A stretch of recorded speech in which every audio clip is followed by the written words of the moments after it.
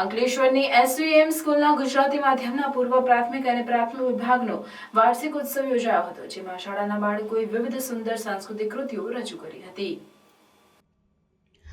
અંકલેશ્વરના શારદા ભવન હોલ ખાતે અંકલેશ્વરની એસવીએમ સ્કૂલના ગુજરાતી માધ્યમના પૂર્વ પ્રાથમિક અને પ્રાથમિક વિભાગનો વાર્ષિક ઉત્સવ યોજાયો હતો, જેમાં આમંત્રિત મહેમાનોના હસ્તે દીપ પ્રાગટ્ય કરી કાર્યક્રમને ખુલ્લો મૂકવામાં આવ્યો હતો। આ કલરવ કુંજોત્સવમાં શાળાના બાળકોએ વિવિધ સુંદર સાંસ્કૃતિક કૃતિઓ રજૂ કરી હતી।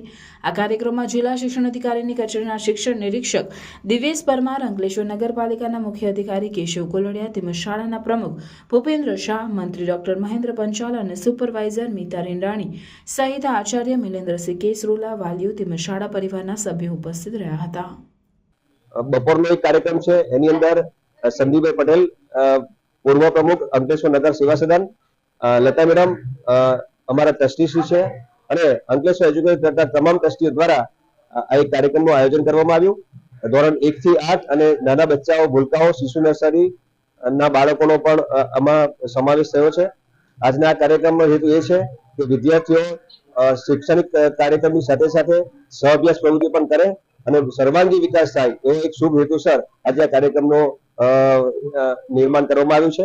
અંકલેશ્વર એજ્યુકેશન ટ્રસ્ટનો પણ આપણે હું આભાર વ્યક્ત કરું છું કે એમને આ બાળકોની અંદર આ શક્તિ ફેલાવવા માટે અમને સહભાગી બન્યા અને અમને પ્રેરણા આપી। Thank you.